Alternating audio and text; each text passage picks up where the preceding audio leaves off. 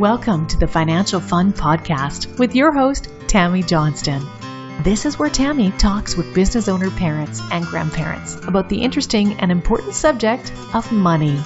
We promise this to be an interesting and open discussion, as that's how we learn best. And now, here's your host, author of the Financial Foundations. Financial Foundations is a series of books to teach kids about money, goal setting, and living a balanced life. Find out more at financialfun.ca. Here's Tammy Johnston. First things first, I would like to thank all of my listeners that have subscribed and reviewed my podcast and invite you to subscribe and review if you haven't yet. I appreciate you helping us to get the word out and making financial literacy a safe and welcoming subject for kids and adults. Second, please check out my podcast website, financialfun.ca, where you will be able to access past shows, find out more about me and our guests, as well as purchase the beautifully illustrated Financial Foundations books that teach kids about money in a fun, healthy, and holistic way.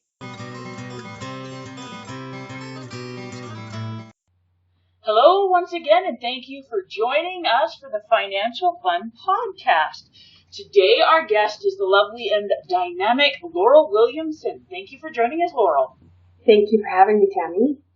So, Laurel, tell us about your business. What is it that you do? I specialize in working with small business owners, traditionally under 40 employees, and I work with them first off to get their bookkeeping done, because that's legally what we have to do. But more so than that, I actually work at creating systems to simplify the administration needs so that the bookkeeping can be a smaller piece of the pie and let business owners get to what they want to do, what their business is passionate about. And I've recently started doing courses again to help small business owners understand GST and what they need to know for payroll, all those really important pieces that they may not have that information yet. Well, it's definitely a big thing that is needed, and it's not just the technical and the legal aspects, but when I'm working with my small business clients and going, the numbers tell you so much, so they can help you with, like, okay, when noticing when your business is busy and when it's slow, so that you can adjust your marketing and different things like that to stabilize and take advantage of opportunities. But if you never look at your numbers, you don't know a lot of this stuff. Absolutely, and a lot of business owners just treat bookkeeping as if it's something to be able to get the taxes done, and they're right. I mean, if CRA wasn't making us do this, a lot of business owners would take a second look at the numbers. But there is a second reason to do it, and that is to find out if your advertising dollars are working for you, how much overhead you have on your products that you're spending, and even as simply like looking at ways that you can cut back. The numbers are there to tell you a story if you are open to the conversation. No, bookkeeping is important and wonderful and can help you grow your business if you take advantage of the information that it provides. Absolutely. So what is your family situation, Laurel? I am the mother of two grown children. I have a 23-year-old son and a daughter that I actually adopted when she was 12, and she is now 19, and so I'm in that beautiful space where I get to focus in on me and let the kids learn what they need to go out and learn in the world. You sound like a happy empty nester mom. Well, I am. They haven't flown the coop completely. I think that's why it makes it easier. Yes. As the mom of a teenager, I already sometimes feel like that because I can barely get my daughter to come out of her room a lot of the time. Absolutely. So, thinking back to like when you were a kid, when did you first start to notice and realize that money was something important? That's such an interesting question, because by the time I was in grade 3, I was absolutely in love with Trixie Belden. I was not a Nancy Drew girl. I was a Trixie Belden fan, and they had a club where they made money. And I was fascinated to the point that we started holding garage sales, shoveling snow, raking leaves. Great, like an 8-year-old collecting bottles to be able to see the money grow. And looking back, I think that was probably the first hint I was going to be my own business. Well, it's a blessing then to know that you discovered that so young, because most don't discover it until many, many years later. So when you were saving all that money, what were you saving it for? Like, what did you end up using it for? Well, we bought some spray paint because we needed to spray paint our clubhouse, which was inside the house. So we had a clubhouse underneath the stairs that we had to paint and buy lamps for, and it was very serious work. That's impressive for an 8-year-old. Yes, we were reinvesting in our clubhouse. And how long did that go on for? Well, when we had spray paint all over the carpet, I think that was probably the end of that. Oh. Hopefully your parents didn't get too upset about that. I did live to tell about it. As we can tell in the fact that we're chatting here. Yes, true. So, and now looking back at your kids, like you had your son from birth, obviously, and you adopted a daughter that was basically a teenager when you got her. What are some of the things that you noticed around your kids with how they reacted to money and what were their thoughts around it? I started something with my son very early on, where half of any money he got went into a savings account. And as he matured, we actually made it third, so that one was a rainy day fund and one was sort of a life fund. And I'm really proud to say at the age of 23 now, he contributes to the life fund on a weekly basis, which is, it's fantastic. And he has used that to take different courses, to finance a car. So it's really made a difference to what he's been able to accomplish. And even being out of work has not been a crisis because he's had savings to fall back on. And I'm in a really unique position because my adopted daughter didn't have that. And she hasn't experienced what saving can be like and saving for a goal to have that financial reward. So I really think it does start from a very young age to be able to help the young adults be more aware of money. So how old were you when you started that with your son? Because you keep saying a very young age. How old? I think he was probably 4 or 5 when I started seeing how many toys were coming through my door and just feeling overwhelmed at how much money was being spent on plastic toys. I was running a day home back then, so we already had a plethora of toys in our house. And I approached both of my parents and said, I love you dearly. So thankful that you want to spoil your grandchildren, or your grandchild. But is there any way we could cut back on the toys and maybe buy GICs with that money annually or a check that we can put into a savings account? So it was before he was even aware that we started cutting back. Like you said, there's so many toys and stuff, especially when they're little. And one of the challenges that we had, because my parents were new to the grandparent world, they did have one other grandchild, but my daughter was the first granddaughter, and of course they want to spoil a little bit, and it's so much fun to buy toys and clothes and stuff for when they're really little because they're so adorable. But it's like, I remember having clothes that Aylin never even wore because it was a summer outfit, and by the time she fit it, it was the dead of winter and things like that. And I'm going, well, it's beautiful, but what a total and complete waste of money. I couldn't agree more. And when my son was little, I was newly separated and running a candle store in Markham Mall, and it was a very different time for me financially. So money was a great importance to me, and I didn't understand it. I didn't have very much of it. So I just knew that going out to Toys R Us to buy a $40 toy didn't feel as good as going to a garage sale and picking up something just as awesome for him for $5 and being able to take family trips and have those experiences versus having a house full of brand new sparkly toys. Yeah, that they only play with for a little while and then they're either broken or they're not interested in them anymore. Absolutely. Yeah, I got my daughter hooked on garage sales quite young, and I'm not a garage saling person because I don't like clutter and things like that.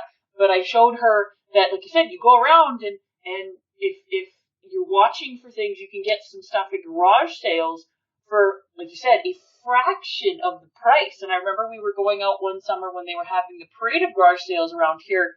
And you remember the mega blocks where you get the big one, like they're the really big Lego type ones? And to get a new thing, it would be like $45.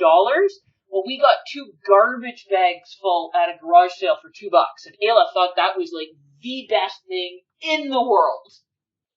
So many times we've had that experience. And I will fully admit that my son did rebel when he hit teenage years. He was quite upset that he'd never had a brand new pair of skates. And he did go through a couple of years of him. He would rather have less and have one video game, but have it be brand new. And that was fine. It's his money, his choices. And a few years later, he came back to, I'd rather save for a vacation and have a video game. So he started looking used again. And it was absolutely brilliant to watch him go through that and discover that for himself. Yeah, sometimes, yeah, like our kids rebel and try things out, but they usually come back to, like I said, the good lessons that we try out. I love, because we'll go to the mall and stuff, because we like checking out like chapters, and we'll go and see the movies and things like that using our points and our air miles and that. And Ayla goes, how come there's all these like clothing stores and stuff like that? And they're changing all the time, and a lot of this, why would people pay good money for this? She's just, I go to the Salvation Army and I get my shirts for like, that I like for like $2. And she goes off and she says like, yeah, it's just the dumbest way to spend money, she thinks, because she likes having the money build up in her jars and her accounts rather than putting into clothes that she's probably not going to fit in a week anyways. So with your son being an adult now, what are some of the things that you're seeing with him and how he handles money? Just that he's really aware that he can't spend it all today, that you need to save to be able to go. He loves to attend different conferences for some of his hobbies, and that it's not, you don't wake up tomorrow and decide you go unless you have saved money for a rainy day, and it's really been brilliant to see that. He also recently figured out that he didn't understand how to track his money. So we sat down and created a spreadsheet, of course, where he enters, how much every account is sitting at weekly because he's a waiter and he gets cash tips. And we've even included whether or not his gas tank is full or empty so that he can see. And now he's coming to me weekly and saying, I went down this week, but I realized that I purchased the tickets, so I understand why I went down. He's actually getting curious about where his money is going, and that's fantastic. I think he'll be successful in that part of his world now because of the foundation that was laid. Oh, totally. So I'm going to ask a little bit different. So how long have you been running your bookkeeping business, dear? LinkedIn just told me that I had my 10-year anniversary this year. Congratulations! Thank you. Congratulations. So with you being a bookkeeper and stuff like that, and working with the self-employed and the small business owners and the people that are just starting out and the ones that are a little bit more established, what are some of the lessons that you're seeing that they really probably should have had as kids and definitely before they got into business that you're having to work with them to learn now? A big one is just cash flow. I think so many of us spend what we have and they fail to save.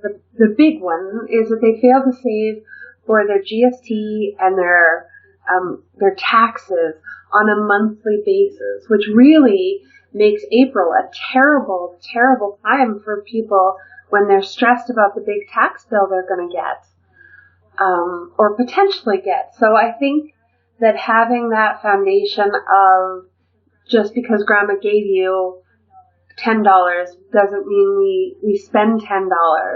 Could start at a much earlier age.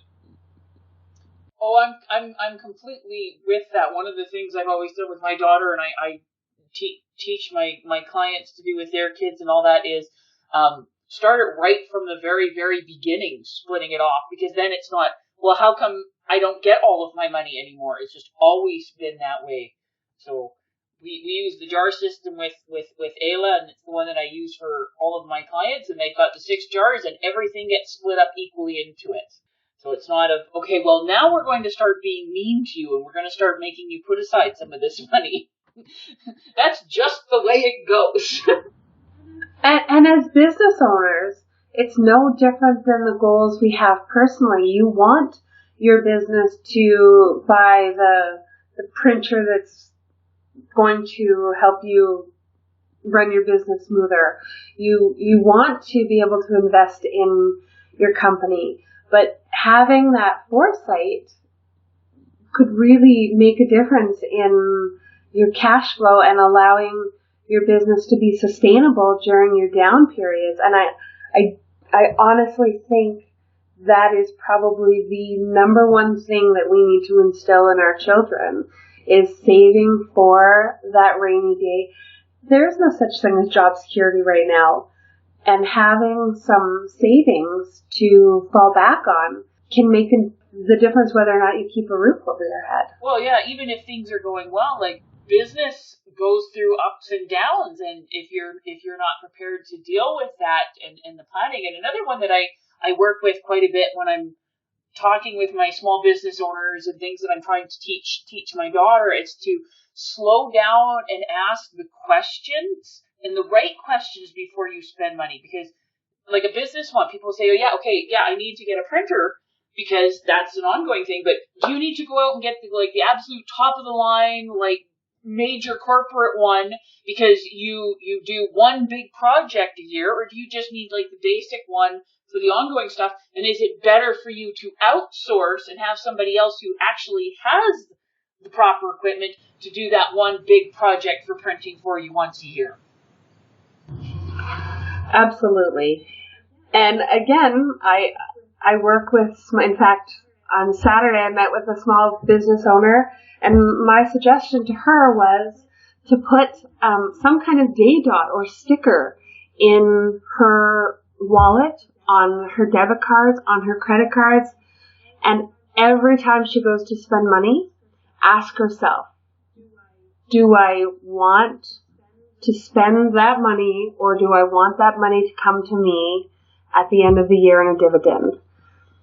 I think it's going to transform her business, because for 7 years she has been investing in her business and buying what she needs for the business, and now she wants the business to be paying her. And it's absolutely a possibility if she makes different choices. Well, so much of our society, especially targeted at kids, which really, really bothers me, is it's all about the consumption. It's the buy it now. It's the instant gratification. So they're going, well, if I put this money out, and then, yeah, they don't think about the long-term consequences, or, okay, am I getting in a business, a dividend, or like you said, having that money in my savings, or saving up for a trip or something. It's always about spend, spend, spend, especially when it's all on the plastic, because so many people do not have the emotional connection to the plastic equaling money. And I don't think that there's any part of our world that doesn't apply to. There's more and more studies coming out that happiness is easier to attain, if it's something you can attain, through experiences versus more consumption. And the minimalist movement that's happening, I think that people are really aware right now of these choices. Yeah, no, I'm a huge fan. I think the tiny house movement and the totally, completely cutting not my thing, I don't get it, but it just blows my mind how much stuff that people get, and they don't know why they have it. They just impulsed, and the keeping up with the Joneses and all of that stuff, and it just going, is it making you happy? No, it's not. So why are you doing it? I actually play a little game with myself if I do go shopping, which I don't go very often. I don't unpack my items until the next day. And I end up returning a lot of stuff because I felt like it was an important purchase, important enough to put in my cart.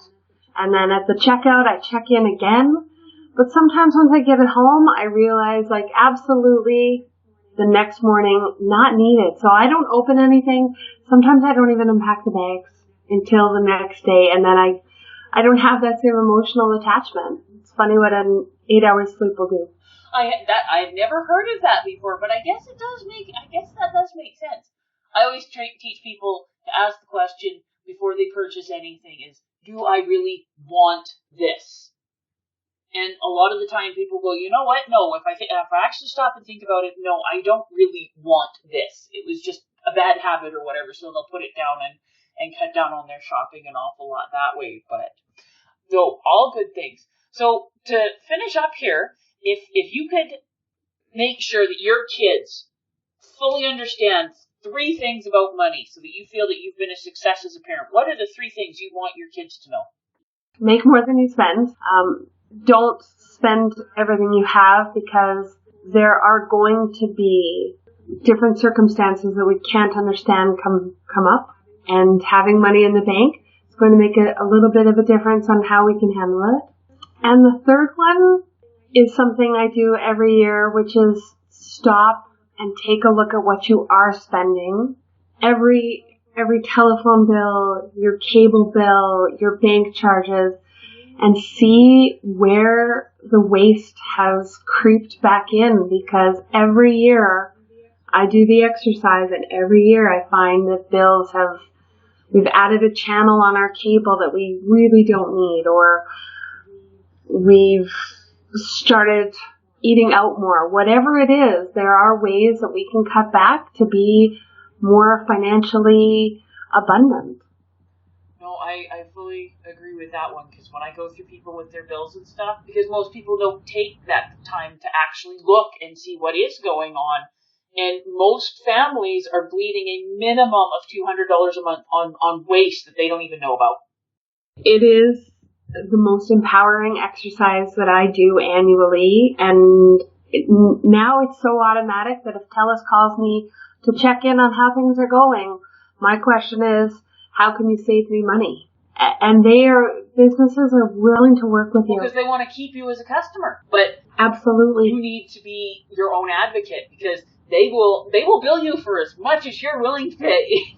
And people are busy. They're not taking the time to look at their bank statements and their credit card statements, and bills just creep up. You get a notice in your envelope saying that they're adding the surcharge, and we don't pay attention, and then all of a sudden our budget's not working and people don't know why.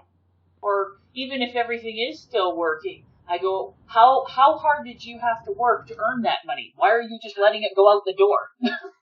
Absolutely, and that's, if people only take one thing away from this, I would really invest in some stickers and put them on your debit card and your credit card to interrupt your pattern of purchasing, and ask yourself, and I would tweak the question you had is, do I want this, or do I want to attain whatever financial goal they have, whether it be saving for a vacation or having a certain dollar amount in their bank? It's every dollar we spend, we get to be empowered with choice.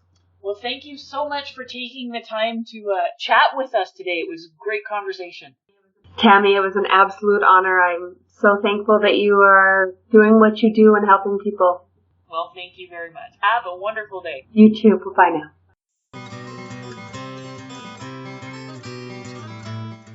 Before we leave each other, I would ask all of you listening to please subscribe to and rate my podcast. A review would be most appreciated, and feedback is always welcome. Whether it be a comment, future topic suggestions, and or questions you or your kids would like to have answered in the Ask Tammy column on the financialfund.ca website.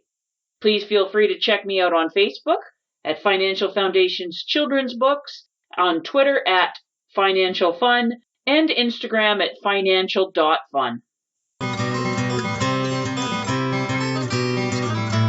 Thank you for joining us for this episode of the Financial Fun Podcast. Join Tammy Johnston again next week. For more information, please visit financialfun.ca.